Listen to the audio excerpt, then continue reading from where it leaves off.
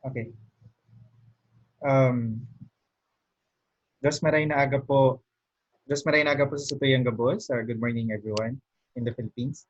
Um, Welcome for this third week of our Balongibog Talks COVID-19 segment.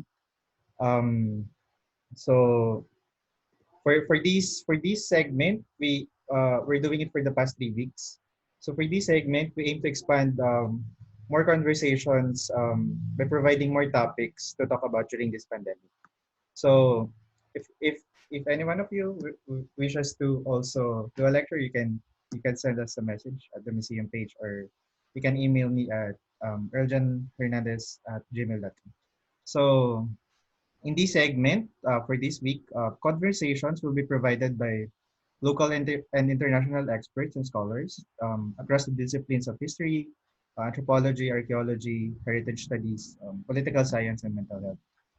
So this podcast series is sponsored and organized by the Partido State University through the Center for Partido Studies, Partido Institute of Economics, the Museo de Isarog, the College of Arts and Sciences, the Office of the University President of the Partido State University, the Office of the Board Secretary, and the perspective student volunteers, and Ateneo de Naga University Social Sciences Department. So just a short recap for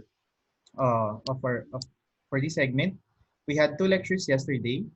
Dr. Patricio Jojo Abinales talked about local histories, um, and Dr. Malaya talked about overcoming stress during this pandemic. So to introduce our lecture this morning, let me do it differently. I'm going to skip reading CVs because it might take too long.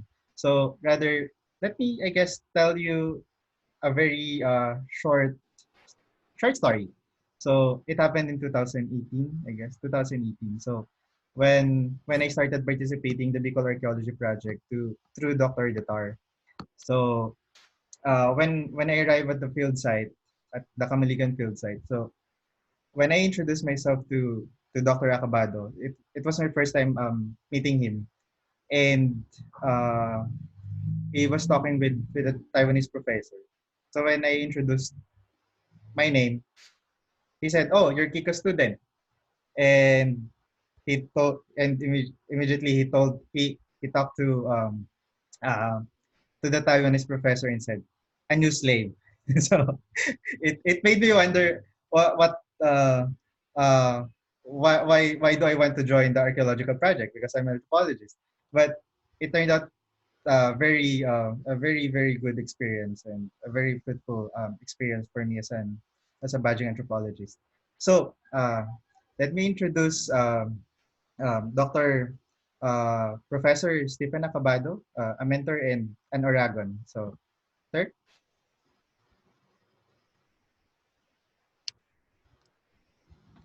Oh, I thought you're going to read my CV. Thanks, Earl, and thanks everyone. It's an honor to uh, share some of my work in this venue. As I mentioned to Earl, this lecture is actually part of a module in my conquest and colonialism class that I'm teaching this quarter. So I said, I already have this PowerPoint ready for me to present. But I didn't realize that it's going to be open to the cyber world. So this morning I took a little bit of time to edit my presentation and to include some Philippine content on this presentation. This is the initial talk is very Atlantic, New World and European centric. And the last quarter, I think we'll be able to talk about some of the things that we know about Philippine case. So the talk will have two major sections, movement of plants and diseases in the Philippines and in the world that was helped by interactions in the early modern period and helped the spread of these diseases during the early modern period. So let me open up, share the screen of the presentation.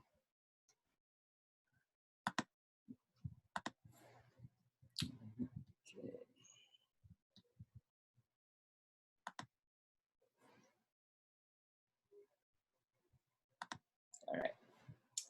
Okay, so when Earl volunteered me to do this talk last week, I thought about starting with the initial um, uh, European voyages into the uh, Atlantic Africa, especially with the invention of the caravel, that the ship that allowed the Portuguese to sail through the wind. So I thought about transoceanic exchange, and also later on I realized that maybe we could have focused on the Trans-Pacific exchange. But because the background for this talk is mostly the initial Colombian exchange, the initial transatlantic exchange between um, Europe and native North America. So um, the I apologize for some of you who are already familiar with the colonial or the Colombian exchange. But in this talk, I wanted to uh, highlight the importance of the early modern period in Philippine history and in general Southeast Asian history. I think, and I believe that this period is probably one of the most important periods in our chronology. But sadly, there are only a few of us in archaeology and even in history who focus on the early modern period. And for those of us who focus on this period, we don't talk to each other. Um, Archaeologists just focus on our own. Um, uh, sorry.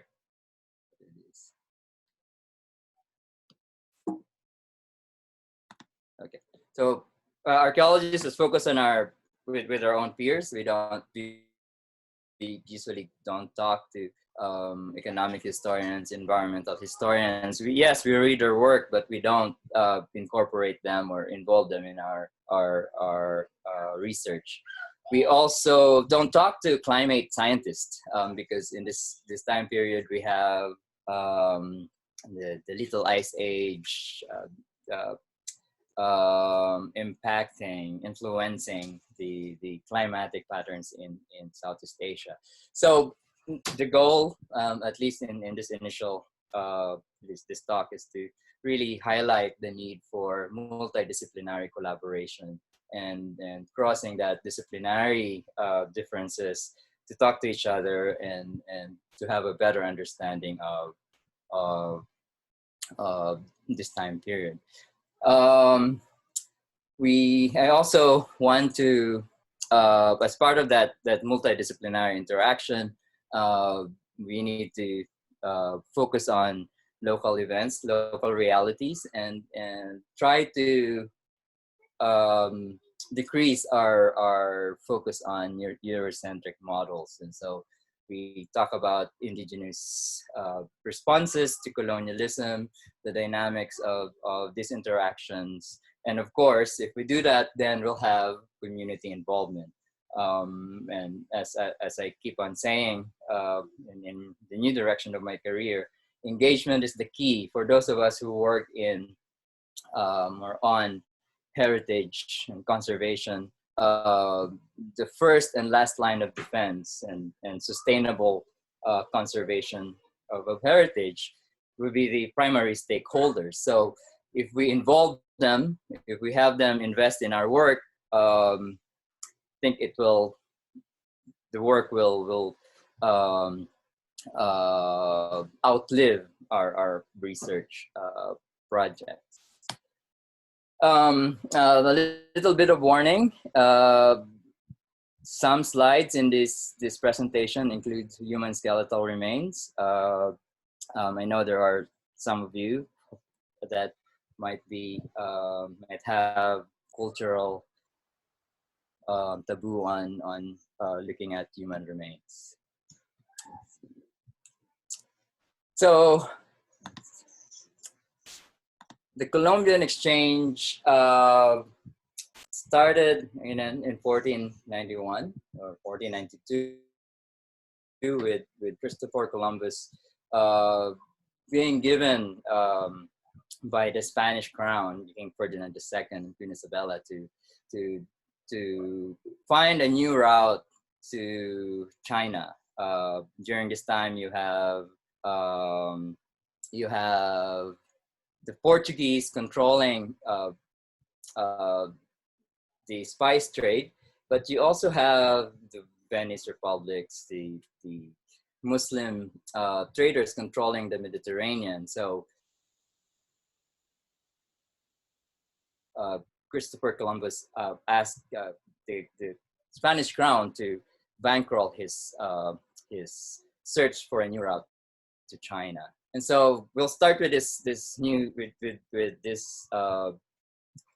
encounter, looking at the introduction of plants, animals, and later people in the New World and later in the Philippines, and what kinds of diseases were present in the Philippines, or do we really had enough the population density for some of these old world diseases to become endemic, and then populations would have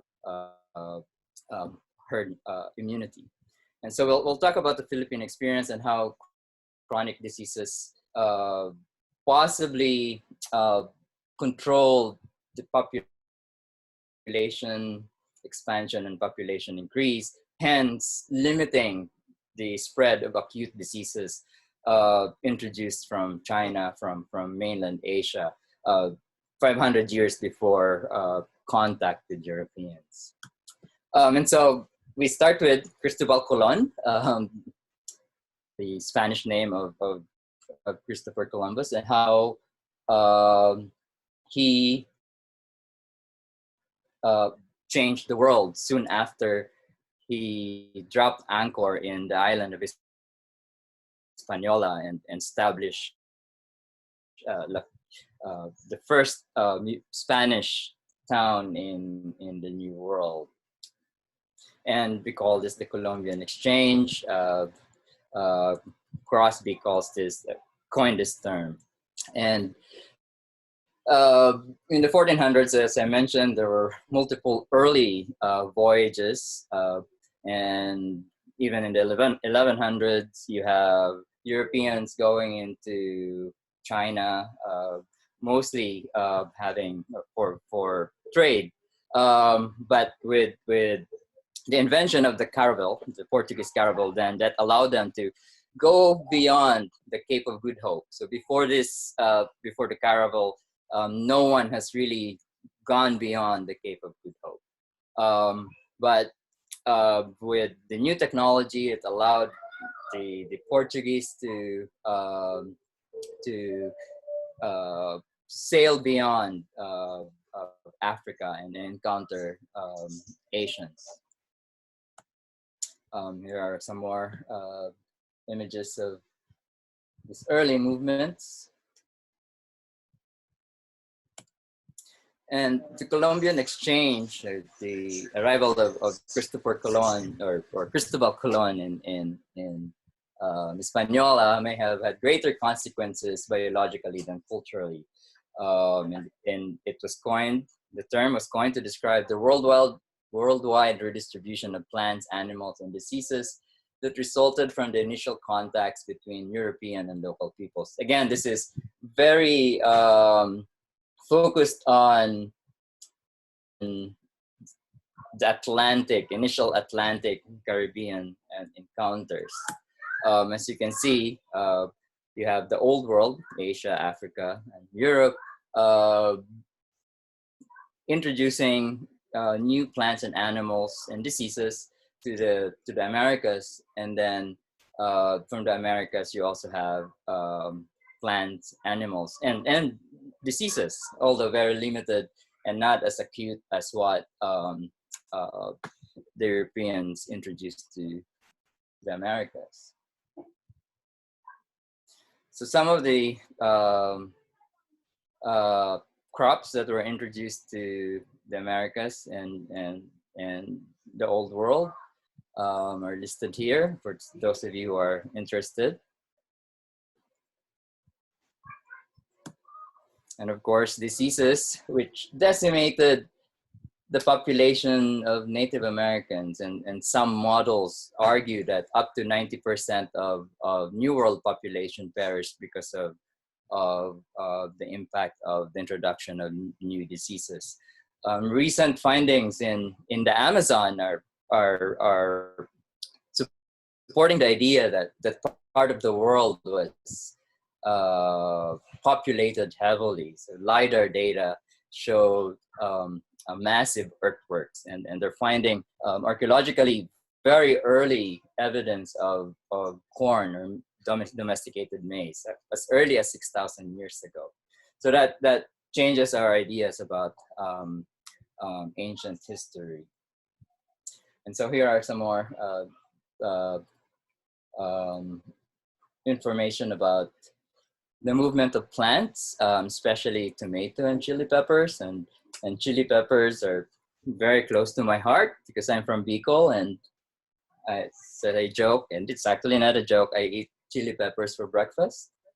And I was growing up, I thought that chili peppers were native to Bicol, but apparently it was introduced to the Philippines through the galleon trade, or the arrival of the Spanish in the Philippines.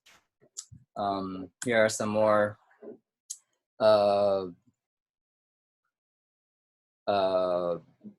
list of plants that were introduced to the Americas. And also, and this is something that Dr. Peterson initially mentioned to me, that the technology for distilling tequila came from the Philippines, because before the Manila-Acapulco trade, you don't see tequila or mezcal in Mexico. But because of Filipino tripulantes, the Filipino crew who would be left behind in Acapulco, they brought in stills and distilled pulque to make tequila. So another example of technology and exchange of ideas because of these interactions. In Bicol, at least, these are some of the things that I was listing this morning. And I'm using mostly Bicol terms for these plants. So sili, sayote, avocado, upo, calabasa, squash varieties, guava, bayawas, of course, sweet potato,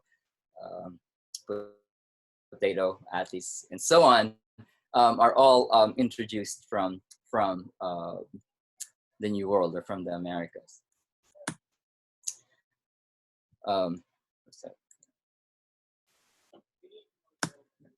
We also have animals moving in across the oceans. So you have horses, cattle, pigs, sheep, goats, chicken, and especially horses, which really changed the dynamics of Native American culture. And then you have llamas, alpacas, guinea pigs being brought to Eurasia and Africa. And since this talk is about diseases, or part of it is about diseases, here are some of the diseases introduced by from the old world to the Americas: measles, chickenpox, smallpox, yellow fever, malaria, influenza, the flu, and common cold. From the Americas to Eurasia, you don't have acute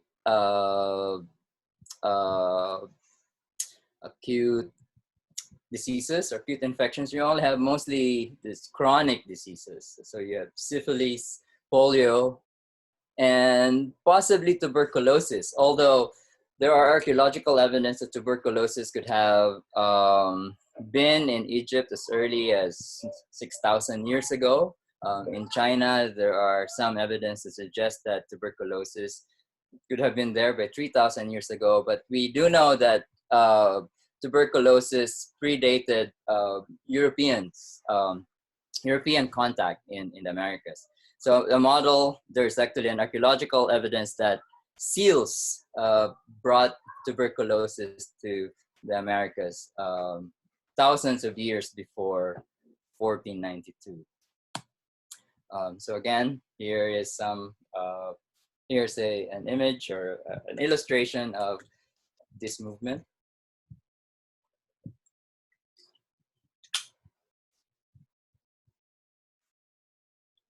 And the impact, as I mentioned, so both hemispheres were introduced to new foods and animals to change entire societies. Potatoes and corn became major food sources for Europeans, allowing population to increase greatly. The introduction of sweet potato in China allowed Chinese societies to venture out of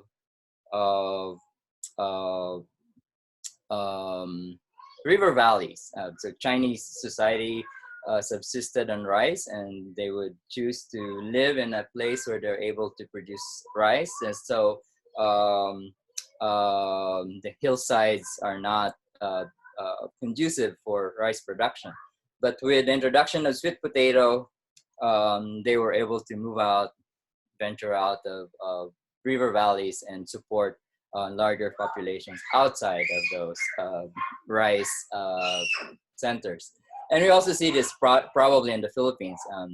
We don't think that there were enough communities in the Philippines, or a lot of communities in the Philippines, who were producing rice. We actually think that rice might have been introduced much later, maybe 1300s with the Islamic trade, but that's for another discussion. So the introduction of pigs, cows, and horses gave new food sources and new animals to Native Americans to use. And of course, the diseases that were introduced to the New World killed up to 90% of Native Americans. And the Native Americans had never been exposed to these pathogens, and so their bodies, they're not able to fight off these diseases. So about 90% of them died within the first 150 years of contact. We also see the rise of mercantilism, and that we still see today. The production of goods from raw goods from these colonies, and then bringing them back to Europe, and so resource extraction is part of it. That's probably one of the main goals of conquest and colonialism during this time period. So the focus of this talk is partly a discussion of Alfred Crosby's ecological imperialism, where he talked about the role of biology, of environment in how communities responded to culture contact.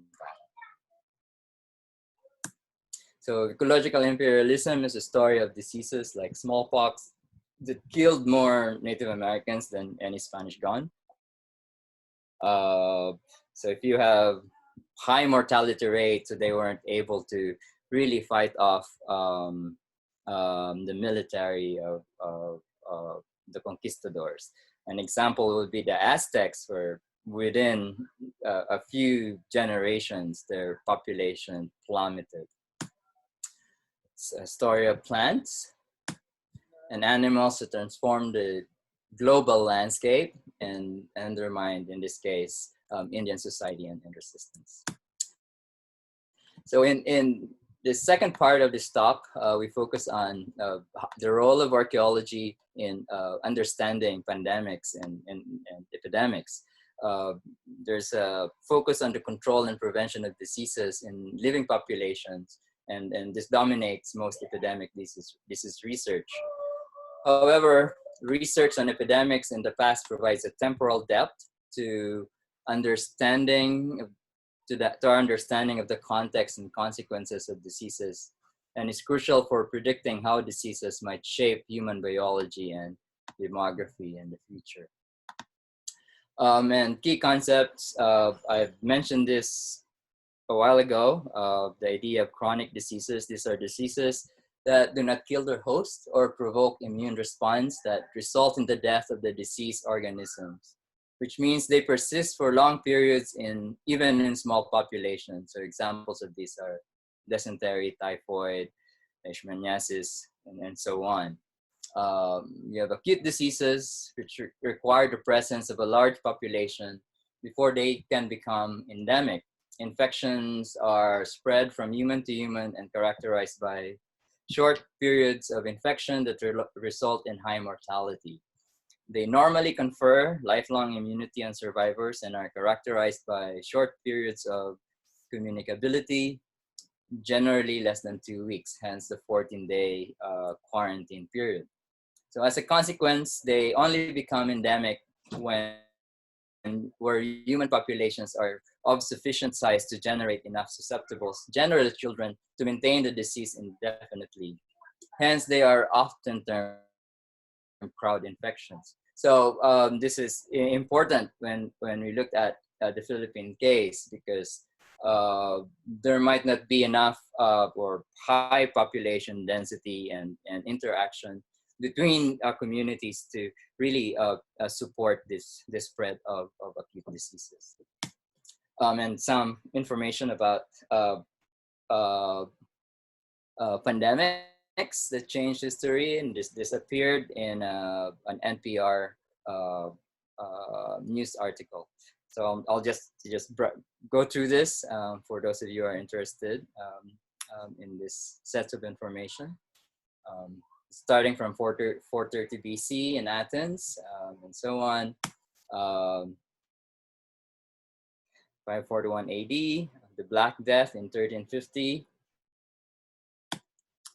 The Silk Road also facilitated the introduction of the plague to Asia, China, although we don't think that the plague reached the Philippines. So it's only in China. So you have vectors needed for the plague. You need rats to hitchhike to the traders, and then you need the fleas to transfer the pathogen to humans. And so you have this archaeological work that has documented the movement of plagues along the Silk Road, because when people are moving, you have this road, and so you have settlements sprouting around the road, or the road that connects the cities, and so you develop an ecology, an environment for the rats and the fleas to thrive, and hence the transfer of these pathogens. The Columbian Exchange, as I've mentioned, the last 500 years. We have the Great Plague of London and the first cholera pandemic. So we have 3 major cholera pandemics so far as of now. And here's something that, for the smallpox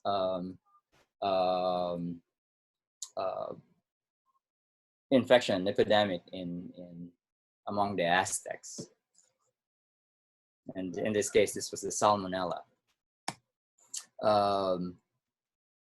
Fiji measles, the Russian flu, the 1918 Spanish flu, the Asian flu in 1957, 1981 HIV/AIDS, 2003, more recently SARS, and today COVID-19.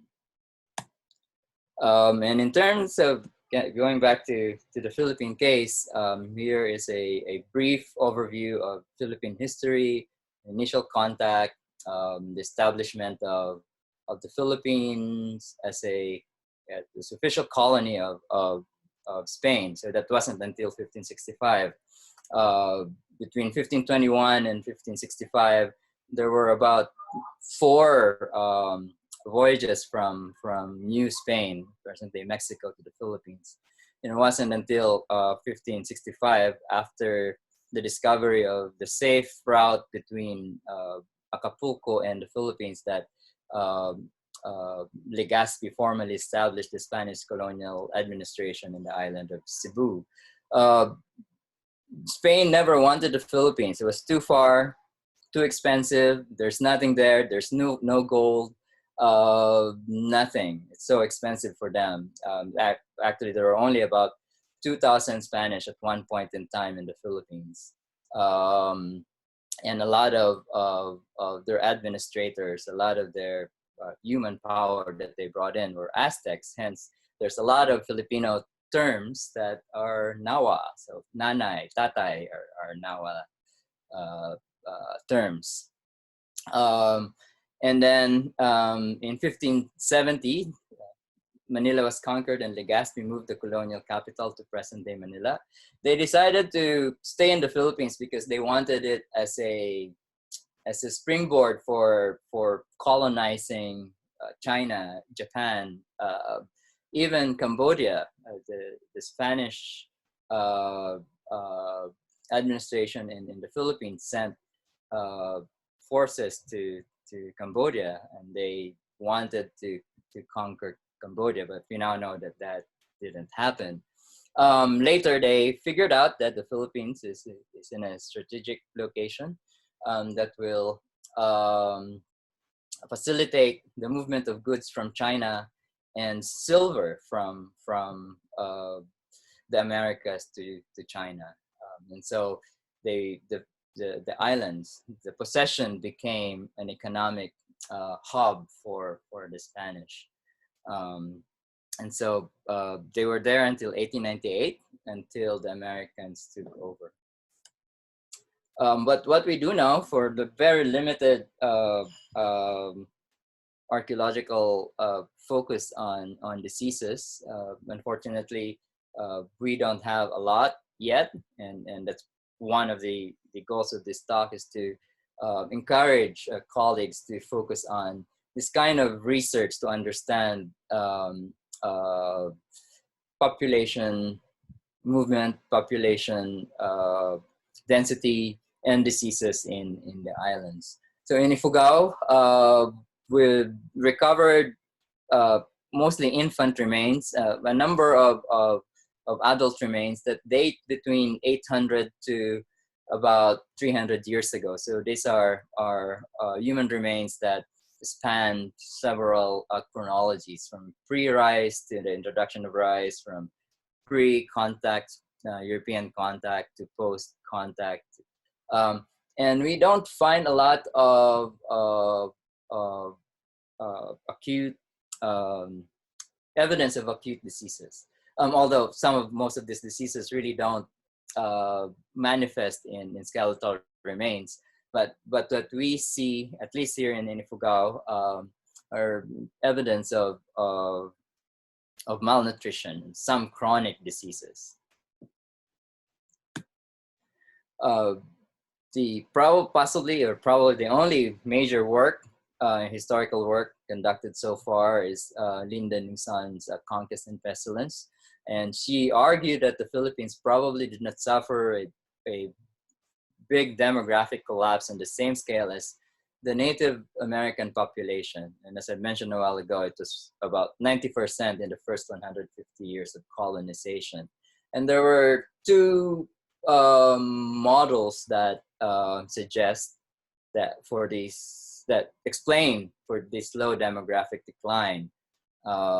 Philippine populations probably possessed immunity to old world diseases, and the conquest of the Philippines was more benign. Remember, it was about 50 years after the conquest of the Americas that the Spanish probably learned from their mistakes of this very violent repression of Native American um, descent. And so these are two models, but according to Newson, we really don't know. But what we know for now is that the Hispano-Dutch War in 1690 to 1648 stressed the Philippine population for the polis y servicios uh, policy because of the extraordinary demands for labor and supplies. The Philippines didn't have the same mining enterprise as Peru. And so we don't have that same uh, like labor needed to support the colonial um, enterprise. So some other information from previous work on diseases. Uh, some populations might not have immunity because you have small dispersed populations and contacts are fewer and there are frequent fade outs. So in a single epidemic, some communities may escape infection because they don't have that contact. They don't have that active interaction. So there's no way for the pathogens to transfer from one community to another. So ECQ, an example of maybe quarantine.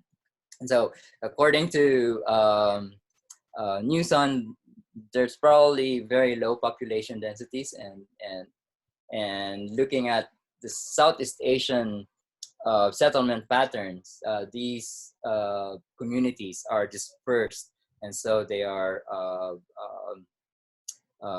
their interactions are very limited, except for communities that are on coastal areas where they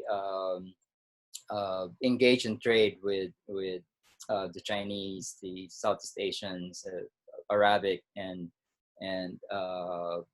South Asian traders. So you have more higher population densities in coastal areas, which might have hosted some acute diseases. So chronic diseases that become endemic in small populations and take a regular toll of the population may have played a critical role in limiting population growth and density. And we see this in other parts of the Pacific, in remote or near Oceania, Melanesia. You have malaria that probably limited their population growth. But if you cross the towards remote Oceania, Fiji, you have larger populations because you don't have malaria limiting their populations. And so some of the examples that we know of that existed in the Philippines, malaria, systemiasis, leprosy, tuberculosis, and some trophonomal infections like Kios and syphilis. Syphilis was probably introduced by the Portuguese in Asia, but when the Spanish came to the Philippines, they already recorded examples of syphilis in the islands. In the 19th century, tuberculosis was a major cause of death. Acute infections, because Philippine communities were small and you have dispersed populations to make the diseases endemic and develop immunity. So there's probably not enough population impetus for the expansion and spread of these acute infections. But what Newson is suggesting is that most epidemics probably originated from China, Japan, or India, and that's where you find most of these large populations in Asia. The Silk Road facilitated the introduction of smallpox and measles that were brought to China. Plague and typhus probably did not reach the Philippines until modern times. We also have major epidemics recorded in our history books, and this involves smallpox in 1574, which was in 1591 described as malaria, um, but Newson thought that it's probably influenza. And then in 1595, uh, smallpox. Again, these are all descriptions, and they really don't have specific terms for these outbreaks in the early, the first 50 years of contact or colonization. And so archaeology has a role in epidemiology, because archaeology looks at human history with a unique perspective, with a deep time perspective. And we look at specific site-based studies. So archaeological work can help develop epidemiological models. And as archaeology could contribute in establishing the epidemiological environment, we are able to um, uh, reconstruct the environment, what kind of environment was present during an outbreak. Um, uh, we can talk about population demography during the time, and so we have a unique perspective that can help a better understanding of epidemiology through time. And there are examples of specialization in archaeology that can help us understand these infections. And so these are some of the examples, specializations. Vertebrate and invertebrate zooarchaeology, archaeobotany, geoarchaeology and paleoecology, urban archaeology, material culture, burial archaeology and archaeological dating, and bioarchaeology and paleopathology. So what does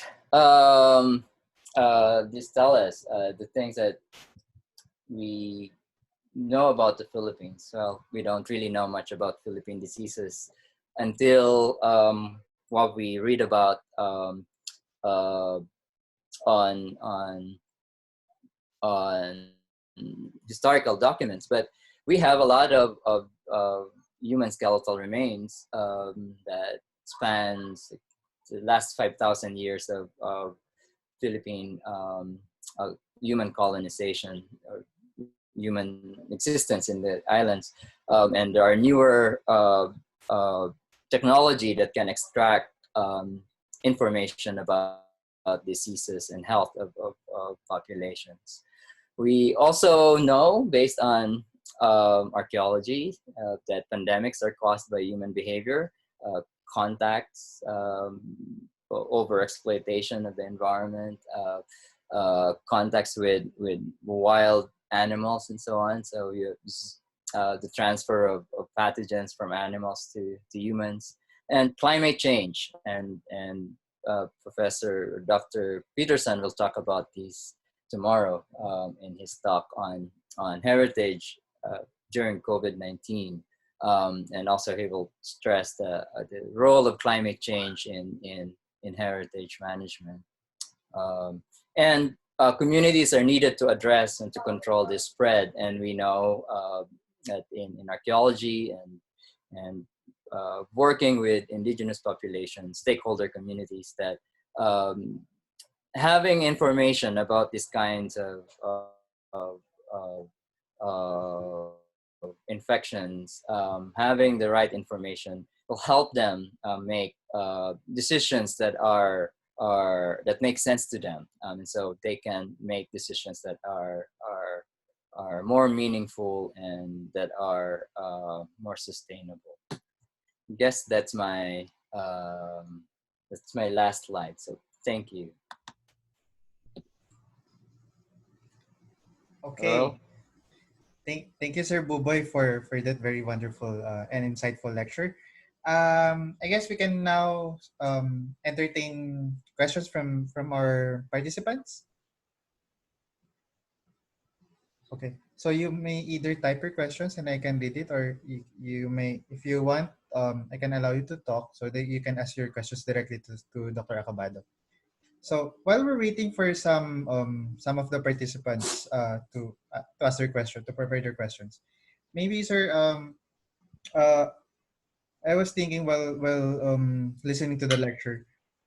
So are there any indirect effect of the Columbian exchange? Like for example, to facilitate trade, you need laborers. So how did it impacted on the for example labor sector, or did it for example encourage a more socioeconomic divide also, as well, like something who get access to these goods that are being traded within these exchanges or something like that, sir?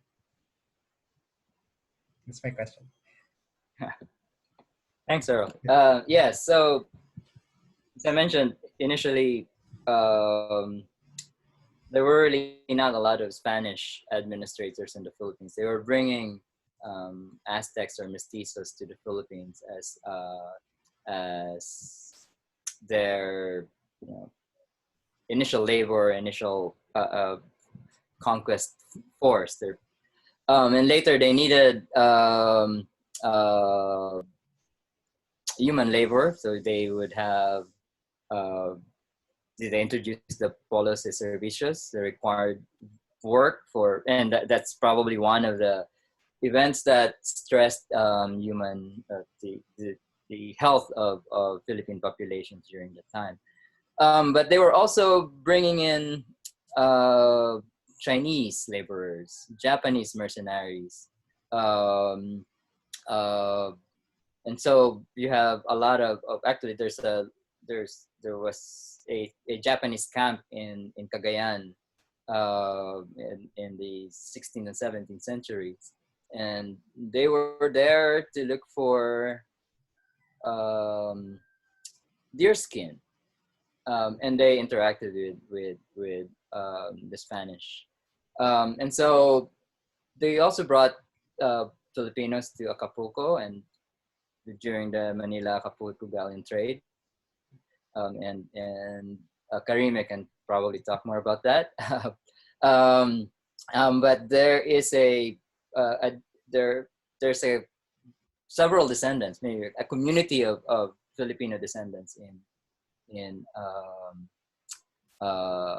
Acapulco, but they got integrated into the population, so it's hard to trace them. But in terms of doing the other movement of goods, yes, the the the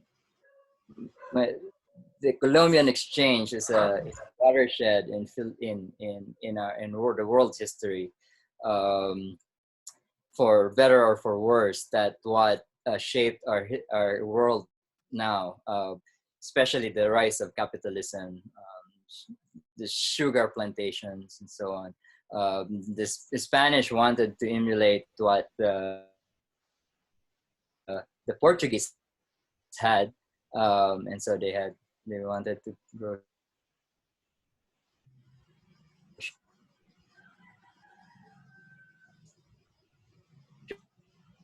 sugar.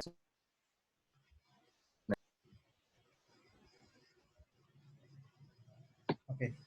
Sorry, nawala po yung internet. Okay. There's a question from Dr. Peterson. Sir? Sir Babai? Oh, Okay. So there's a question from so Dr. Dr. Peterson. Peterson asked. Okay. Do you want me to ask? So, Bobo, you mentioned a study of Silk Road burials, and I wonder if you can recall if there were any markers that might point to plague as a source, as a disease or something, that because it seems really unusual that in the 14th century there would only be moving on the Silk Road, because there were junks already moving through island Southeast Asia, through the Brunei route and through Indonesia. Rats could easily stow away on those boats. Just curious to see if we could look for similar markers in burials in the Philippines to see if there's any record of plague. So yeah, thanks, John. I think in this article they mentioned DNA structure. So yeah, I think that's the only thing that I can think of. I don't think the plague has any manifestations on the skeletal remains. Didn't let the people died too soon, maybe. So that the DNA extraction, and also just the amount of death in a very short period of time, and also rats, the rats that brought in the vectors, the fleas. Right. So that's also, so if, even though we have it, so one of the reasons probably that the plague didn't took hold in the Philippines is the absence of rats. So even though you have infected person coming in, if you don't have a vector, that's it for the pathogen. Right. So that's the only thing that I can think of why it's not not in the Philippines. Maybe it's maybe population density too. Certainly in those villages and cities and towns in Europe, incredibly dense populations with people crowded into very close living situations.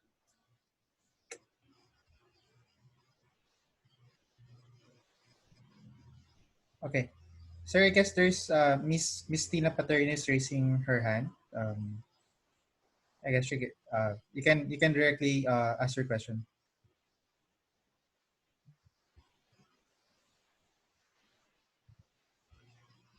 Miss Tina.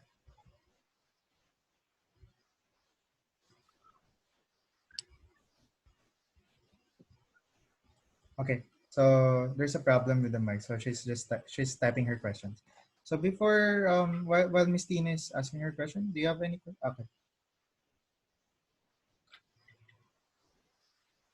Um.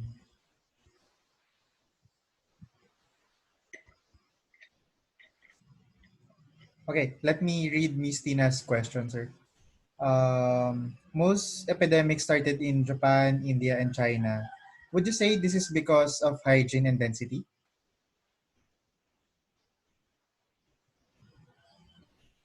Yeah, thanks, Tina. It has something to do with maybe both, plus contacts with foreign traders. So movement of peoples. So time again, you have the maritime Silk Road, maritime Silk Route, the overland Silk Route. You have South Asians, Europeans. Coming into China, and then Chinese traders, Japanese traders, Indic traders would be interacting with each other. So it would be more of in movement of humans as vectors of the pathogens, basically, and then spreading across population. Okay. Thank you, sir. There's another question from Miss Concepcion. Okay. Hi, Stephen. You mentioned a while ago how the Colombian exchange had greater biological consequences than cultural. Is this a result of the research you have done, or have other authors also said the same? What sort of elaborations did they have on these things?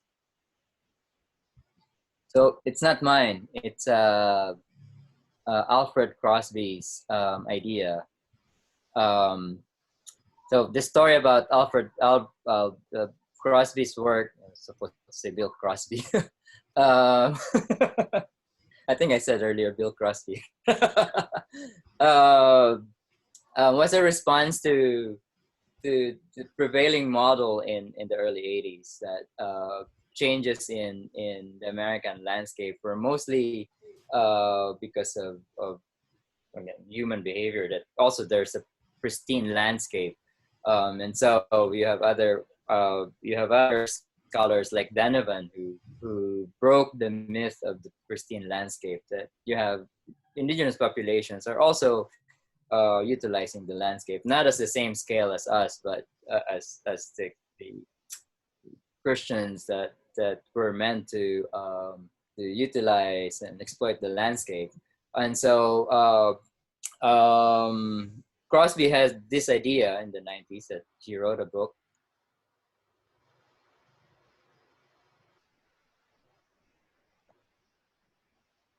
by the press that he had, and it became an instant success, and now we still use it. And so in this case, he was saying that the Colombian exchange developed this kind of homogenocene, this like a subset of Anthropocene that extended the ecological niche of mostly plants. And so you have Italians whose cuisine is basically based on tomatoes. You have Bicolanos who eat chili peppers for breakfast. You have Thais who would have very spicy foods. And so he argued that the Colombian exchange facilitated the large-scale changes in the landscape and the development of, of ecology, or the changes in ecology that we still feel today. Okay, thank you, sir. Before there's another question by Dr. Peterson, but before I ask Dr. Peterson's question, there's a question from Miss Lay. Um, it's on Facebook, but okay. So, I mean on private message. So, are there also diseases that are native here in the Philippines? Sorry, come again? Are there also diseases that are native in the Philippines? So there were based on chronic diseases like yaws. That's why I was asking you what it is. It's a type of skin disease, usually based on hygiene, related to syphilis. So what happens in the Philippines is that you have this chronic malaria is endemic. I don't know how they were introduced, but they predated the contact with the Spanish. So when we talk about diseases, we don't know where they really came from, but at least in the Philippines. But what we can deduce from historical documents is that there were types of diseases that were already in the Philippines. So do you have, but they weren't using the same terms. So they were mentioning bolutong, so chicken pox, mentioning malaria, tertiary fever.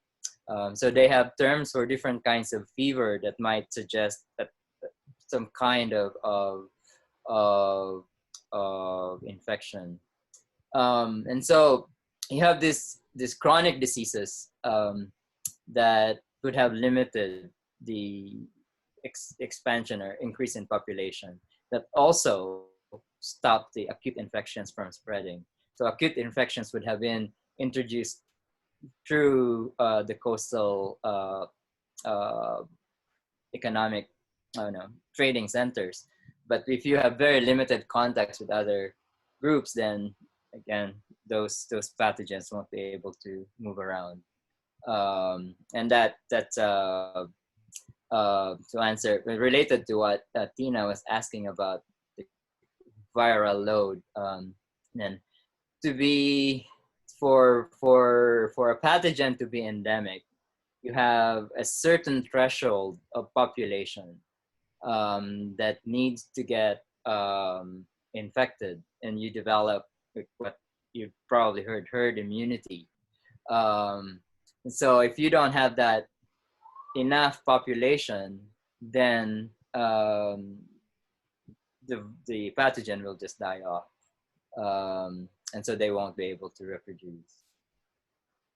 But another thing, so one of the things that I remember seeing something somewhere, that So even if the Philippines had immunity for some of these old world diseases, because of the dispersed nature of settlements, uh, infections really didn't spread that much. But because of the reduction, because of Spanish policies, and also increased contacts between populations, between settlements, then you see more diseases emerging um, soon after 1570s. Okay, sir. So there are three questions. First, yung previous question of Dr. Peterson. Were major epidemics often associated with periods of historical climate change, such as Little Ice Age? There is so uh, uh, this guy Reed um, mentioned that there was a drastic not Lawrence Reed, he's the historian, economic historian. Um, he argued that there was a massive population decrease. Yes, Tony Reed. Uh, Population decline in the 17th century, um, and that could be explained through warfare, but could be through climate change, because of climate change. But in Southeast Asia, we really don't know. We don't have that much information. We know that Southeast Asia was uh, affected differently by the Little Ice Age, but uh, there's really no cross uh, disciplinary discussions yet between climatologists and archaeologists and historians. And that's what we want to develop, is to have these discussions, these conversations among different disciplines. Okay, sir. There is a question from Prisol Shanti. Uh, the question is, hello Stephen, do you think the emergence of these diseases repeats itself every 100 years, or it was just a coincidence? Coincidental. So it's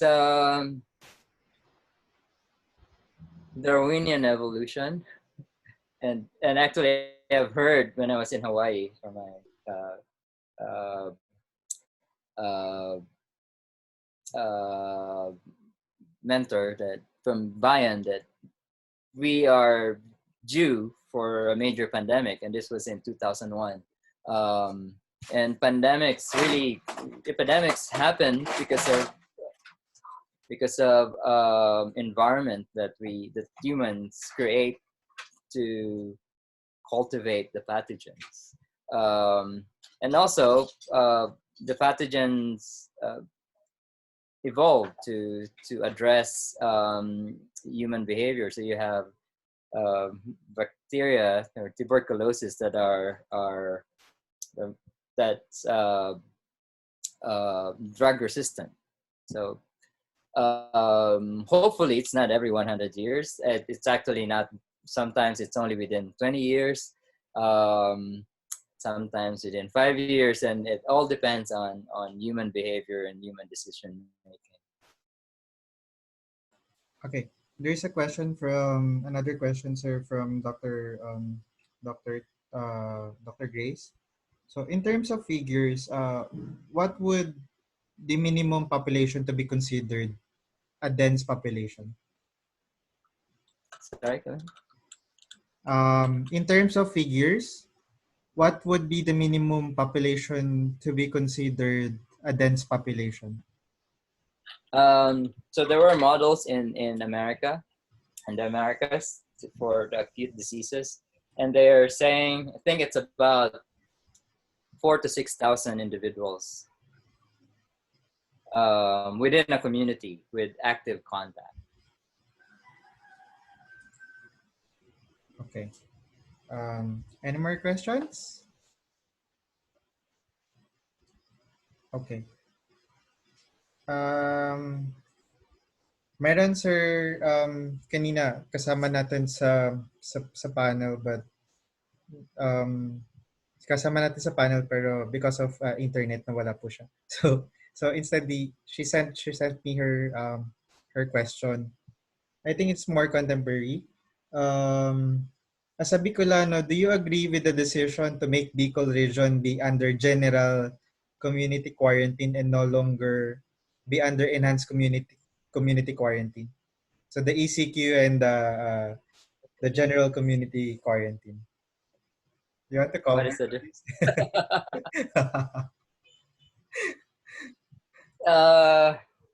I don't know. I'm not familiar, but there needs a more, more sustainable, and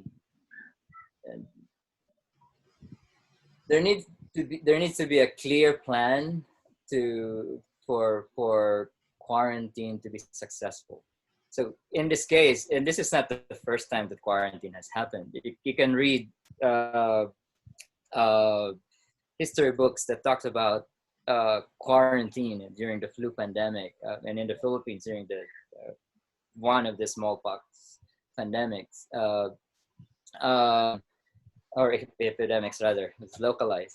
But in this case, the only thing that the only way that we can really control the spread of COVID-19 or SARS-CoV-2 is to limit contacts between and among people. Otherwise, you just allow the pathogen to jump from one host to another and to reproduce. But to do that, you need to make sure that people eat. That has something to eat. As I've read somewhere,